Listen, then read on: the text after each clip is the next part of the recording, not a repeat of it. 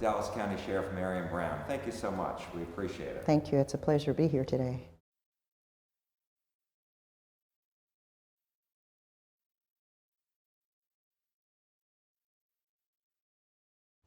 Well, I think that the voters need to look at the work that has been done in these years that I have served as Dallas County Sheriff.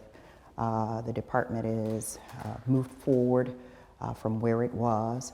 We've managed through successfully a worldwide pandemic. We have updated many of the policies, procedures, many of the systems. We have brought in new systems that didn't exist 5 years ago. And so I think that if they will look at the work that has been done, I think that they will see that I have indeed been doing exactly what I told them. I told them that they could trust me to be a good steward of their work, and that's what I've been doing, is doing the work. I think I can. I think I can. Why? Because I believe, again, that the people, they know what I have been doing. And those who don't know, they can research it and see what it is that we have been doing.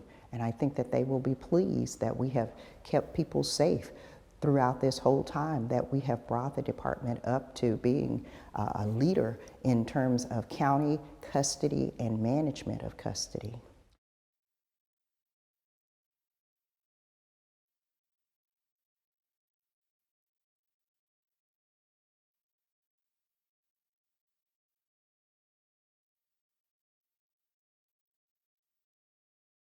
I was not surprised.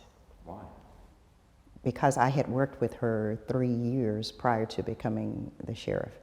And when you work with someone every day, you get to know them. So I wasn't surprised at all.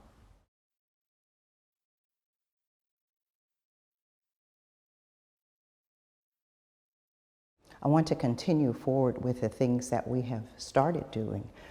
We have a brand new electronic round system, for instance, in our jail. And this is something that's going to allow us to work smarter rather than harder. It's going to replace an outdated way that we were doing things before. And so things like that have been implemented, we've started the work on them. We want to go ahead and see those things all the way through and make sure that those works are completed. The rounds system? Yeah. Okay, so we are required to make rounds in our jails. That means that we go to the people who are in our custody and we look at them, we make sure that they are okay, and then we go back to a log and we document that we did that. That can happen every hour, every half hour, every 15 minutes, depending on what the setting is.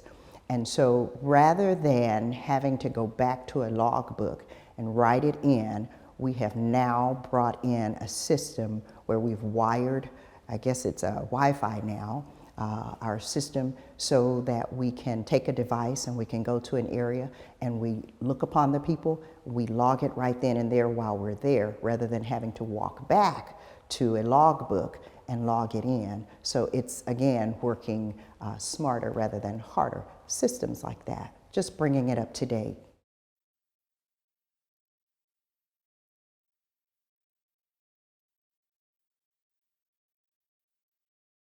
Actually, it was something that 10 months after I took office, we were in the scope, so to speak, of the Texas Commission on Jail Standards. And it had a lot to do with the rounds. And so we knew then, in 2018, that we needed to do something different. And so we started looking for a system, and we discovered this system, and so we visited with them, and as they say, the rest is history. We brought them in. They actually started the work in 2019, right before COVID. And so it was delayed to a large degree because COVID came in. And so this is why we have that system in its stage right now, rather than being completed. It was somewhat delayed by COVID.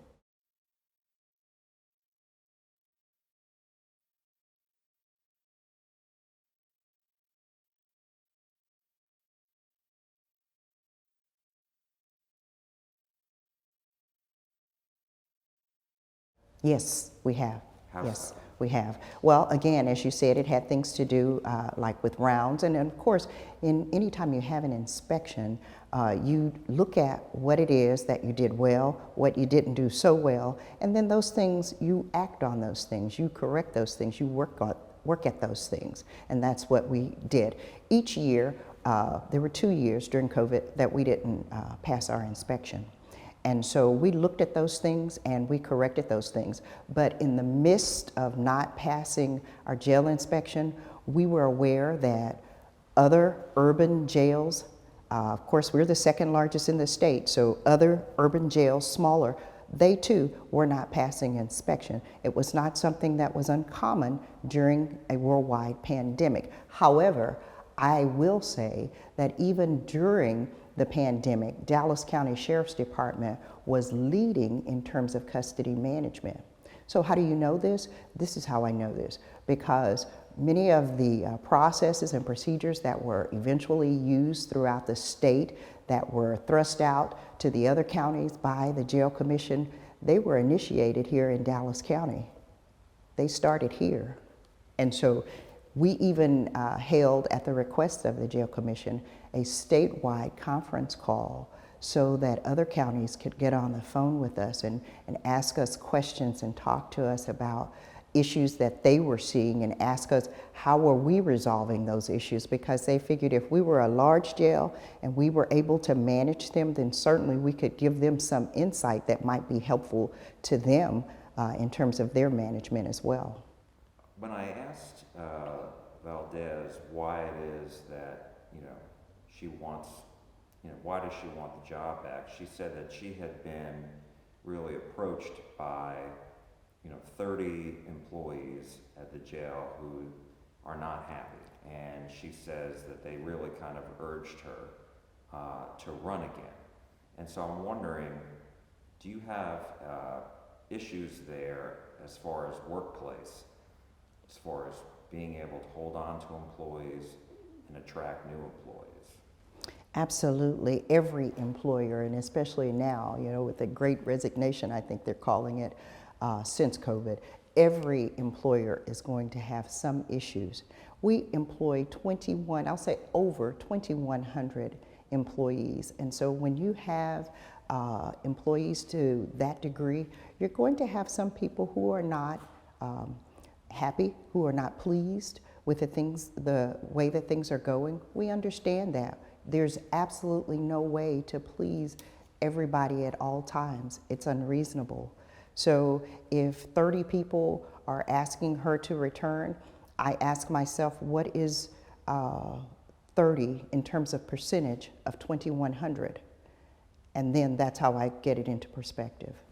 And what are you doing to try to attract new employees and to hold on to the employees that you really want to hold on to?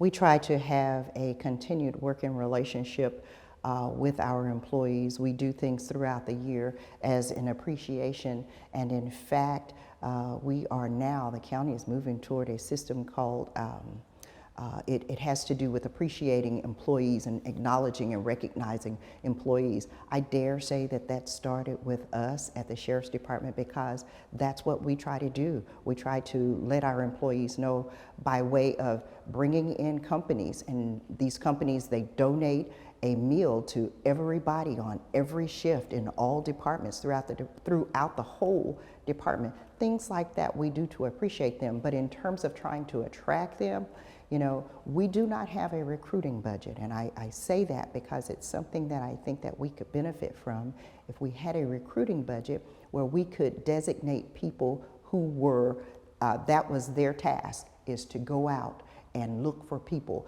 but not just to go out, but to go beyond these walls right here. We're all fishing in the same pool, looking for the same clients, we're trying to get the same thing. And after a while, then the pond starts to get a little dry. It's important for you to be able to fish in some other pools, but I can't pay people to go someplace outside of this immediate area. I don't have a recruiting team. I don't have a recruiting budget for that. So absent having that recruiting budget, What we do is we detach people from other assignments, and that creates its own little problem, because if you're detaching people from their assignments, then who's doing what it is that they were supposed to do? So we're detaching people, and we're assigning those people to be our designated recruiters. We're also in Dallas Independent School District. We've initiated a law enforcement track at Roosevelt High School, and we are reaching out to the young people and trying to pique their curiosity and get them interested in law enforcement, not just law enforcement in terms of being a police officer, but dispatch positions. We even have some workings with the Dallas Fire Department in that program as well. So we're trying to reach them at a young age and say to them, hey, consider this as a career. Consider this. When I went to Roosevelt High School, I never thought I'd be in law enforcement. So perhaps if someone had come to me at that point and said, hey, think about this, maybe that would have garnered my interest right then and right there.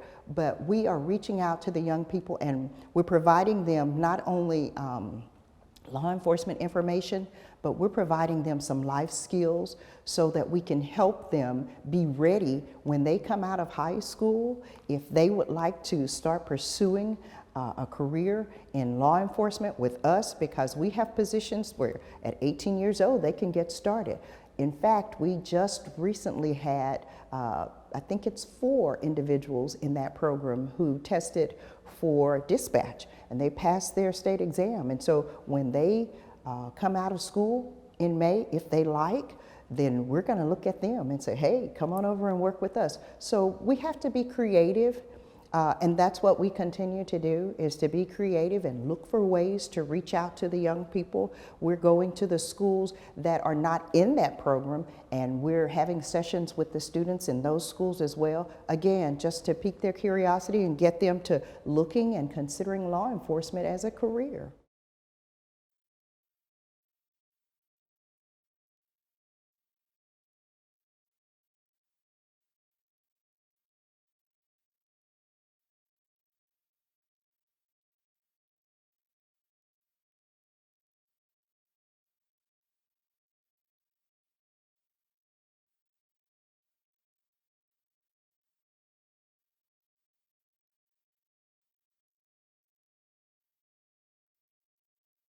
We still have programs in the jail. Again, I want to take your attention back to 2019, the end of the year. COVID comes in. Many of the things that are in place have to stop. So there are some programs that, yes, ceased back then and have not resumed for various reasons. Could it be that maybe we don't work with that company anymore? Maybe we're doing that program a different way through a different vendor, a different company that we're using. The department, again, is not the same department that it was before. And I get that let me be careful not to talk about my opponent. Let me say, I get that some folks would want it to be the same as it was 5 years ago, 4 years ago, but the truth of the matter is things have changed. 2 years we endured that worldwide pandemic. 2 years. That means that while people were staying at home, people were telecommuting, and then even came in Storm Uri, we were going to that office every day. We were going to that facility every day, and the purpose was to keep people safe, to look around and see what was going well, what was not, to fix it, to find a way to fix it. It's just not the same department. And so I don't think that it's a realistic expectation of a sheriff in the state of Texas to have a sheriff come behind them, succeed them, and then that sheriff leave everything in place that the predecessor had in place. I don't think that's realistic. Everything must change. Things don't stay the same. If something is not staying the same, if something is staying the same, it's not changing, it's not moving, it's not developing, then we need to look at it again. It's just not the same. So while she says, well, there were programs that we had that we don't have, that's very true. That's very true. But there are other programs that are in place. They're not the same programs. They may not be the same people involved in those programs, but there are programs. We do have programs. And are they working? Yes, they are. In fact, we're getting ready to implement a really exciting one. I won't steal the thunder here, but they are working. Yes, they are. And you know, again, I can't stress enough that it's just not reasonable to expect a new leader to come in and to keep in place everything that the previous leader had in place. That's not reasonable thinking.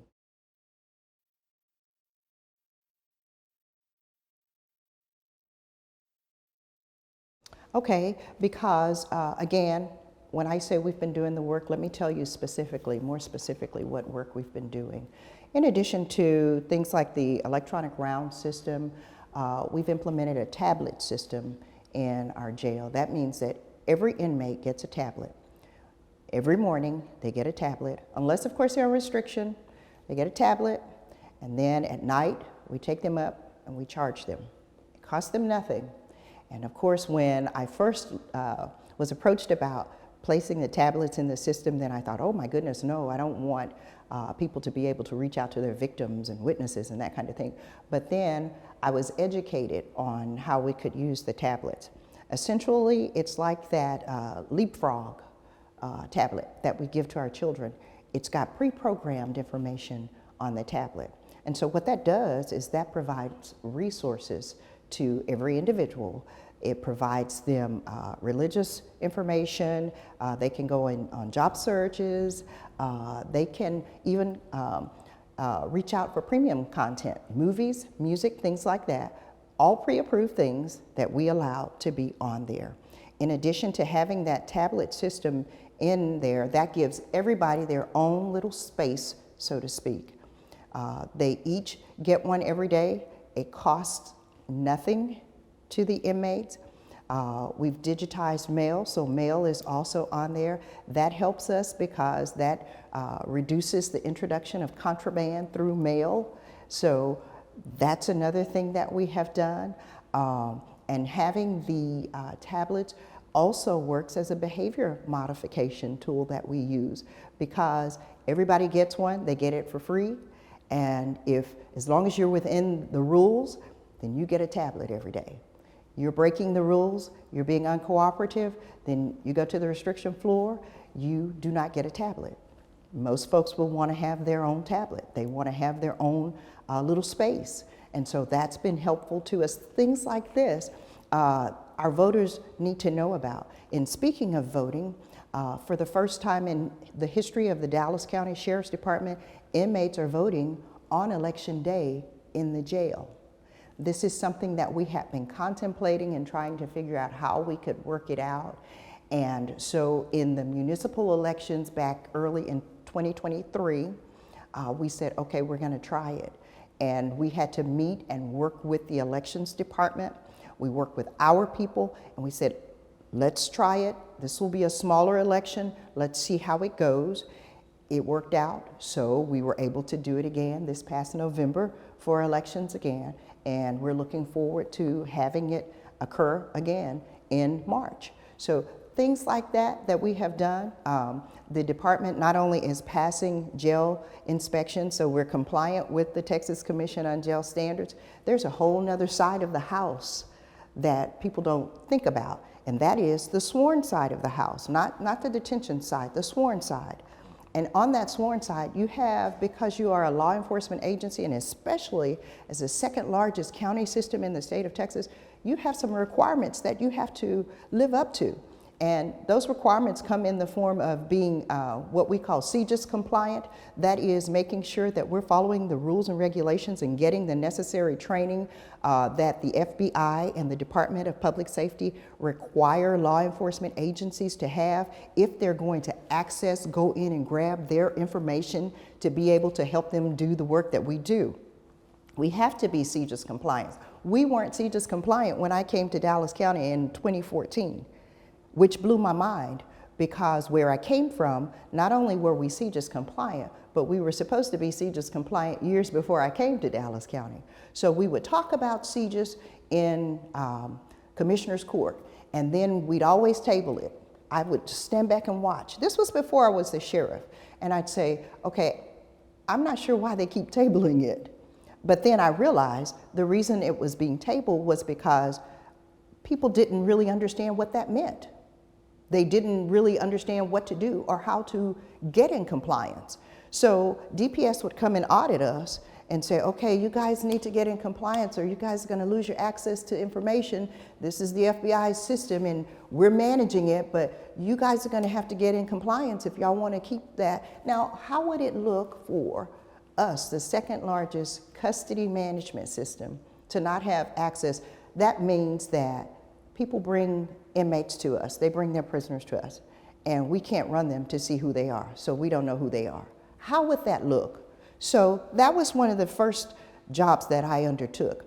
And a lot of people were not happy with me, they were not pleased with me because I had to make a hard decision.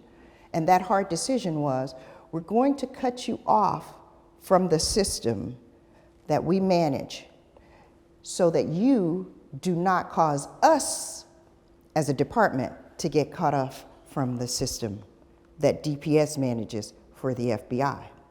So we went through that. We explained to people, we educated people on what CJIS was about, what it means, Criminal Justice Information System. What does that mean to me? If a new employee comes into the county, if they're going to be someone who has access to CJIS information, we need to first of all tell them that they will have this access. We need to tell them what CJIS means. We need to explain to them how it works, and we need to make sure that they get the training that makes sure that they are certified to be able to access that information. We weren't doing that in Dallas County. So that was a huge undertaking. But now we're CJIS compliant. DPS came last June, and a few weeks behind them, the FBI came. We are compliant. Why would people be upset about that? You said that. Because that would cut off, because our rule was, we are the keeper, we're the gatekeeper, so to speak, as the Sheriff's Department, as the law enforcement agency. In particular, the law enforcement head, me, okay? You're the gatekeeper. We have, this is the CJIS system. We have DA's office, we have pretrial, we have criminal justice department, we have all these departments that access this information, this system right here. But we are the keepers of this. And so DPS over here, being the state keeper for the FBI, they say, if you guys don't get your system in compliance, get your people in compliance, we're gonna cut you off from the system.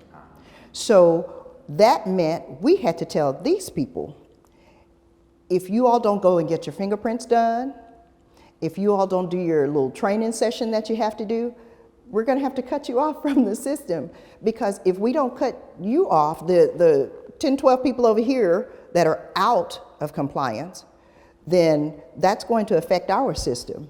So rather than have all of these cut off, including us, then we would tell people, and I mean, it was a campaign that we went through, and we said, okay, we need everybody to get in compliance. We held sessions to teach people, and we even have sessions now. Like I said, if somebody comes in, let's say they work for the pretrial department, okay? Criminal justice department. We have to first of all tell them, and then I thought it would be important for us to train them. So we have sessions where everybody who's hired somebody during a set period of time, if they have to have CJIS access, please send them to this little training session so that we can make sure that they know, here's how this operates. That was huge. That was huge, to the degree that DPS and the FBI said, hey, we're gonna use you guys as an example for large departments on how to get in compliance. It wasn't a fun time because everybody was angry at us because they couldn't access their information that they were accustomed to accessing. But the information belongs to DPS. It belongs to FBI. It doesn't belong to us. We have an agreement where we will do certain things to get access to their information. So CJIS compliant. On the other side of the house, we're no longer an at-risk academy. When I took office as the sheriff, we were at risk with the Texas Commission on Law Enforcement, TCOLE. We're not at risk anymore. I think that people should vote for me because I have implemented what I call a community engagement session. That means that everybody who comes through the academy, at the end of their academy session, there is a Friday afternoon where everybody has to sit with some community members, friend or foe. They have to sit with them and talk, be frank, find out why is it. This came in the wake of the George Floyd murder and all of the subsequent civil unrest that happened. So we started sitting down with people because I thought it would be important for law enforcement people to understand why do they see us like that? Why do they not like us? Why do they see us in a certain light? Well, let's talk to the community and let's ask them. Let's have what I call frank discussion. And then at that point, they've already been through the majority of the academy. This is their last part of the academy. But what I do is I ask them, I say, please, be open-minded as you sit through this session. But I want you to go home this weekend and I want you to think, in light of what I have learned, what I have gleaned from this session, do I really want to do this thing called law enforcement? And I tell them, if you decide that you don't want to, all good. Thank you for having the courage to say, you know what, after hearing all of this and seeing all of this, I don't want to do this. Thank you for having that courage. But if you decide that this is indeed, even after that session, what you want to do, then I need you to make sure that you understand the commitment that is being put upon you in terms of adhering to our core values: integrity, professionalism, accountability. We didn't have any such values before I became the sheriff, but now it's what we live, breathe, and move by. IPA, we call it. And what's the impact then? It's been great because what we are seeing is a more professional department. We're seeing where people are understanding that it does not, sometimes I can use officer discretion. It does not always require me to take somebody to jail. Sometimes I need to look behind what is creating this call, what is creating this problem. That's community policing. That's another reason why people should vote for me. What I did was I implemented a community relations unit. That was unheard of. For a sheriff's department, that's unheard of. Especially with the Dallas Sheriff's Department. We're a large agency. Why shouldn't we have a community relations unit? People who make contact with the people in the community and make sure that we have that contact with them as well. That's why I think people should vote for me. Dallas County Sheriff Marian Brown, thank you so much. Thank you. Thank you. I appreciate your time today. Thank you.